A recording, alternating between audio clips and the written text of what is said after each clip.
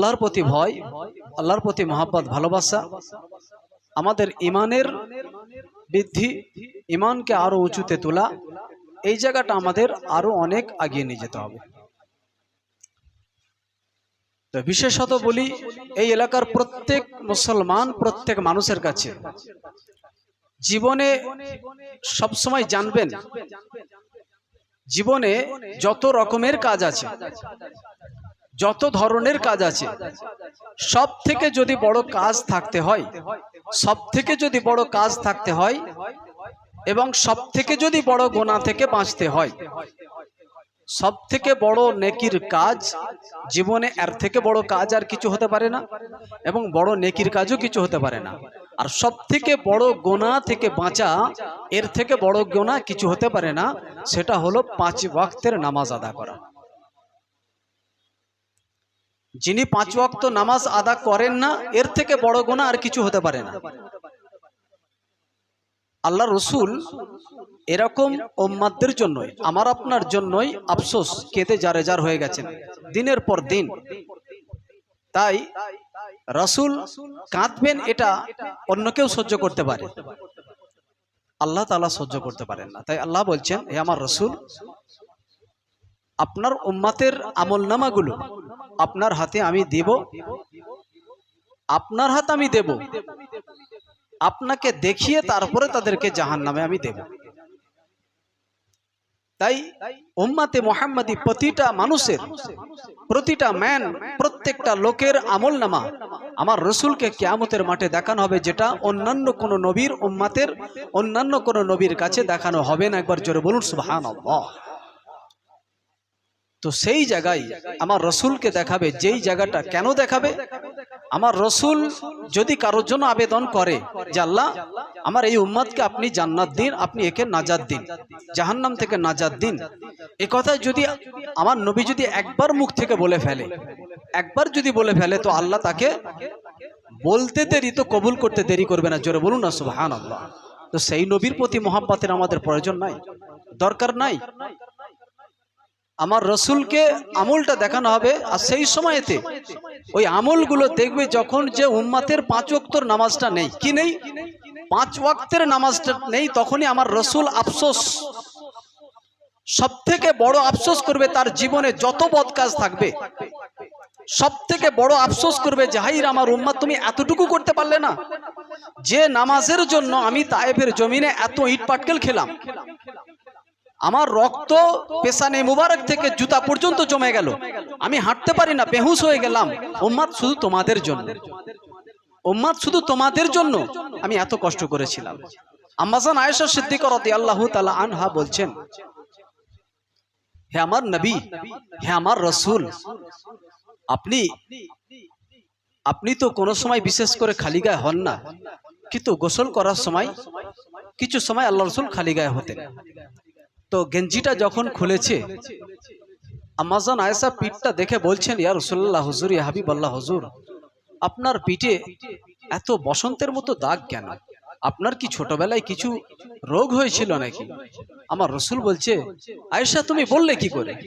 আল্লাহ তাআলা আমাকে এমন করেছেন, আমাকে এমন পাক ও পবিত্র করেছেন, যেখানে আমার শরীরে মশা মাছি পর্যন্ত বসে না। জোরে বলুন না সুবহানাল্লাহ। যেখানে আমার প্রস্রাব পায়খানা মাটিতে ফেলা মাত্রই, দেওয়া মাত্রই মাটি সঙ্গে সঙ্গে তাকে গ্রাস করে ফেলে, যেটা পৃথিবীর কোনো কেউ দেখে না। তো সেই শরীরে বসন্তের দাগ হবে, বসন্তের রোগ হবে, তুমি ভাবলে কি করে? অতএব আয়েশা, এটা কেবলমাত্র আমার উম্মতের জন্য, আমার উম্মতের নাজাতের জন্য আমি মানুষের কাছে দাওয়াত নিয়ে গেছি। আর ওই কাফেররা, ওই মুনাফিকরা, তারা আমার উপরে এত অত্যাচার করেছে, আমার পিঠে এত আঘাত করেছে যে একটা জায়গাও আর ফাঁকা নেই, মানে দাগ হতে। কার জন্য? কার জন্য? এই উম্মতের জন্য, এই উম্মতের জন্য নবী করিম সাল্লাল্লাহু আলাইহি সাল্লাম এত কষ্ট করেছে, এত নির্যাতন সহ্য করেছে। আম্মাজান আয়েশা সিদ্দিকা রাদিয়াল্লাহু তাআলা বলছেন, আমার রসুল যদি চাইতেন, তো আল্লাহ তাআলা তাকে পাহাড় পরিমাণ স্বর্ণ দান করতেন।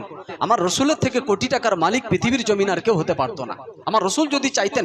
এবং এত কিছু ধন সম্পত্তি চাওয়ার পরেও আমার রসুল যেমন সর্বশ্রেষ্ঠ ছিলেন তেমনই থাকতেন। একবার জোরে বলুন না সুবহানাল্লাহ। কিন্তু আমার রসুল চাননি। কারণ অর্থ অর্থ মানুষকে ভুলিয়ে দেয়, মানুষকে মনে করতে পারে না। তাই আমার রসুল উম্মাতের কথা ভুলে যাওয়ার কারণে, উম্মাতের কথা মনে পড়বে কিনা, তাদের দরদের কথা ভাববে কিনা, এই কারণে আমার রসুল কখনো অর্থের দিকে লক্ষ্য রাখেন না। আমার অর্থ হয়ে গেলে, আমি যদি টাকা পয়সার মালিক হয়ে যাই, ধন দৌলত হয়ে যাই, তাহলে আমি আমার উম্মাদেরকে চিনতে পারবো না, তাদের কথা ভাবতে পারবো না, আমার মাথায় আসবে না। হয়তো হতে পারে সেই কারণে আমি অর্থের দিকে লক্ষ্য রাখি না। আম্মা জান আয়েশা বলছে, তাই আমার রসুলের ঘরে এমন একটা সময় গেছে যে প্রায় 3টা মাস আমার রসুলের অন্যান্য কোন বিবিগণের বাড়িতে, শুধু আমার বাড়িতে নয়, অন্যান্য আরো যে বিবিগণ ছিল, কারোর বাড়িতে এরকম 3টা মাস চলে গেছে যে উনুন অর্থাৎ চুলোতে কোনো আগুন জ্বলে না। এমন সময় গেছে, এত গরিবী হাল গেছে, এত অসুবিধার মধ্যে দিন কাটিয়েছে, শুধু কেবলমাত্র একটু খেজুর আর পানি ছাড়া আর কিছু আমাদের নসিবে আসে না। তো কিসের কারণে? উম্মতের কারণে, উম্মতের দরদে, উম্মতের কথা ভেবে ভেবে আমার রসুল এত নির্যাতন সহ্য করেছে। কিন্তু সেই উম্মত রসুলের কথা সামান্যতম ভাবছে না, সামান্যতম ভাবে না। সেই কথাগুলো একটু নিজেদেরকে খালি জাস্ট বুঝে নিতে হবে। নবী করিম সাল্লাল্লাহু আলাইহি সাল্লাম নিজ চাচা আবু তালেব, চাচা আপনি একটাবার কলমাটা পড়ে নিন, আপনি শুধু কলমাটা পড়ুন, আপনি অন্যান্য কিছু করেন আর চাই নাই করেন, আপনি শুধু কলেমাটা পড়েন, তাহলে আমি আপনার জন্য আল্লাহ তাআলার কাছে সুপারিশ করতে পারবো। অন্তত সুপারিশের একটা আমি জায়গা পাবো, যে অন্তত আল্লাহ আপনাকে এক বলে মেনে নিয়েছে, রসুলকে আপনার প্রিয় বান্দা বা দোস্ত রসুল বলে মেনে নিয়েছে, এটার জন্য, এটুকুর কারণে আমি অন্তত আল্লাহর কাছে অ্যাপিল করতে পারবো, আবেদন করতে পারবো। তো যখন চাচাকে বলছে, আবু তালেব বলছে, ভাতিজা তোমার জন্য আমি পাশে খুঁটি হয়ে দাঁড়াবো, সব কিছু করবো, কিন্তু আমি কলেমাটা পড়বো না, এতে করে আমার নাক কাটা যাবে, সমাজে আমাকে লজ্জিত হতে হবে। আল্লাহ রসুল বলছে, চাচা এখানে লজ্জার থেকে আপনার আগুনটা যে আরো ক্ষতিকর, জাহান্নামের আগুনটা, সেখানে যে আরো ক্ষতিগ্রস্ত হতে হবে আপনাকে, সে যে ভয়ানক আরো কষ্ট। এখানে যেটা আপনি লজ্জার কষ্ট একটা বোধ করছেন, এর থেকে অনেক ভয়ানক কষ্ট হচ্ছে কি জাহান্নামের আগুনের ভয়ানক কষ্ট। তখন আবু তালেব বলছে, ভাতিজা মোহাম্মদ, আমার এই লজ্জা পাওয়ার থেকে, আমার যে লজ্জা, এই লজ্জা আমার মাথাটা হ্যাট হয়ে যাবে, নাকটা কাটা যাবে, এটা আমি সহ্য করতে পারবো না। তাতে জাহান্নামের আগুনে পুড়ে মরতে হয়, সেও মরবা, জাহান্নামের আগুনে পুড়তে হয় পুড়বো, তথাপি আমি এখানে লজ্জিত হব না। চাচা আপনি অন্তত একটা বার অন্তত মনে মনে পড়ে নেন, আমি কারুকে বলবো না, আপনি পড়েছেন এটা কেউ জানবে না, এটা কেউ জানবে না, আপনি শুধু অন্তত মনে মনে পড়েন। তখন আবু তালেব বলছে, না আমি মনে মনেও পড়বো না, আর আমি মনের মধ্যে ভাববো না যে আল্লাহ এক আর তুমি তার বন্ধু, এটা আমি কখনোই ভাববো না।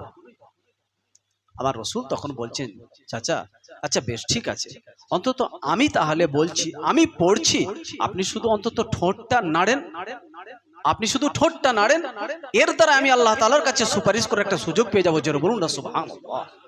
তাহলে আমার রসুল কি হারে পরিশ্রম, কি হারে চেষ্টা করেছে বলুন, শুধু কলেমার দাওয়াত দেওয়ার জন্য, ইসলামকে প্রতিষ্ঠিত করার জন্য আমার নবী কত না চেষ্টা চালিয়ে গেছে, কত না চেষ্টা চালিয়ে গেছে। আমরা সামান্যতম ভাবি না, সামান্যতম আমরা ভাবছি না। ও নামাজ ছুটে গেল তো গেল, আজান ছুটে গেল তো গেল, ও কার যায় এসে যায়, কার যায় এসে যায়, আমরা সামান্যতম ভাবছি না। মহানবী সাল্লাল্লাহু আলাইহি সাল্লাম বলছেন, 5 ওয়াক্তের নামাজ যার নাই, 5 ওয়াক্তের নামাজ যার নাই, তার পরিচয়টা হবে যে ঈমান নাই, তার পরিচয়টা হবে ঈমান নাই। অতএব তাহলে এখন প্রশ্ন থাকে, যদি কেউ কলমা পড়ে নাই তো সে মুসলমান হয়ে যায় নিশ্চিত।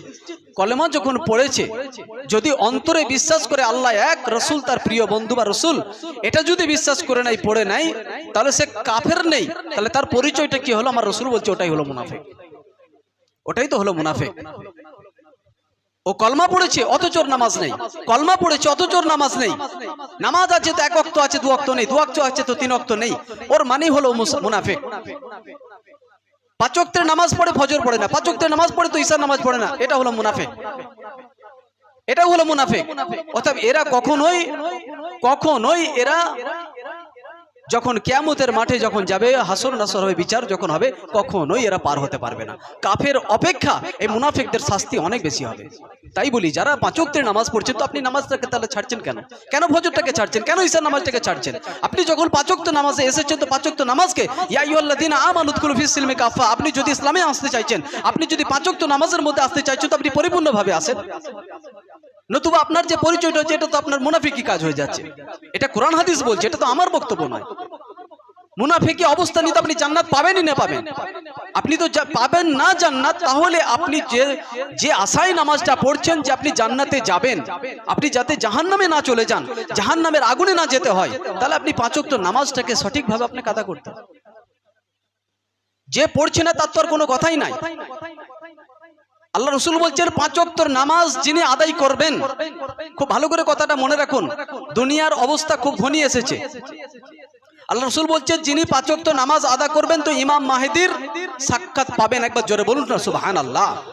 আর যে 5 ওয়াক্তের নামাজ আদা করবে না ও দাজ্জালের সাক্ষাৎ পাবে, ও দাজ্জালের সাক্ষাৎ পাবে।